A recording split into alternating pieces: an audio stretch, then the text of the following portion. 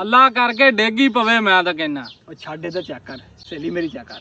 ਵਾਹ ਯਾਰ ਬੜੀ ਸੋਹਣੀ। ਪੁੱਤਰ ਮੇਰੇ ਨਾਲ ਸੱਚਾ ਪਿਆਰ ਕਰਦੀ ਏ। ਅੱਛਾ 3-4 ਸਾਲ ਤੋਂ ਸੀਆਂ ਤਾਂ ਅਜੇ ਤੱਕ ਸਾਡੀ ਲੜਾਈ ਨਹੀਂ ਹੋਏਗੀ। ਬੜੀ ਗੱਲ ਏ ਹੁਣ ਤੂੰ ਯਾਰ। ਹਾਂ ਆਪਦੀ ਸਹੇਲੀ। ਮੈਂ ਤਾਂ ਨਹੀਂ ਵਹਾਣੀ। ਚੱਲ ਵੇਖ ਲੈ ਯਾਰ, ਤੂੰ ਤਾਂ ਦਿਲ ਤੋੜਦਾ ਗੱਲ ਕਰਕੇ। ਬਚਪਨ ਦਾ ਯਾਰ ਆ ਆਪਾਂ। ਯਾਰ ਮੋਸਨ ਗੱਲ ਯਾਰੀ ਦੀ ਨੀ ਗੀ, ਲੇਕਿਨ ਮੈਂ ਜੋ ਵੀ ਕੰਮ ਕਰਨਾ ਨਾ ਕਿਸੇ ਨੂੰ ਪਤਾ ਲੱਗ ਜਾਵੇ ਨਾ ਤੇ ਉਹ ਕੰਮ ਵਿਗੜ ਜਾਂਦਾ, ਕੰਮ ਨਹੀਂ ਹੁੰਦਾ। ਅੱਛਾ ਹੁਣ ਤੇਰਾ ਕੀ ਖਿਆਲ, ਮੈਂ ਪਨੋਤੀ ਆ, ਨਜ਼ਰ ਲੱਗਦਾਗਾ? ਦੱਸ ਯਾਰ ਕਿਹੜੀ ਯਾਰ ਐਸੀ ਗੱਲ ਨਹੀਂ ਗੀ ਯਾਰ। ਐਡੀ ਵੀ ਗੰਦੀ ਮੇਰੀ ਨਜ਼ਰ ਨਹੀਂ ਹੈਗੀ। ਵਾਹ ਤੂੰ ਅੱਜ ਲੈ ਵੇਖ ਲੈ ਯਾਰ। नहीं सारुण के यहाँ कुछ तो गड़बड़ है, जरूर कोई ना कोई गड़बड़। ਵਾਹ ਯਾਰ, ਭਾਬੀ ਦਾ ਪਟਾਕਾ ਹੈ ਪੂਰੀ ਯਾਰ, ਬੜੀ ਸੋਹਣੀ ਯਾਰ। ਅੱਲਾ ਤੁਹਾਨੂੰ ਖੁਸ਼ ਰੱਖੇ ਯਾਰ। ਸਹੀ ਹੁਣ ਚੰਗਾ ਰਹਿ ਗਿਆ ਹੁਣ। ਅਜਾਰੀ ਕਿਉਂ ਹੋਇਆ? और अभी तो रुको, क्लाइमैक्स अभी बाकी। ਇਹ ਕਿੱਧਰ ਭੱਜਾ ਲਗਾ? ਹਾਂ ਕੀ ਹੋਇਆ? ਅਲੀ ਤੇਰੀ ਸਹੇਲੀ ਕਿਸੇ ਨਾਲ ਭੱਜ ਗਈ।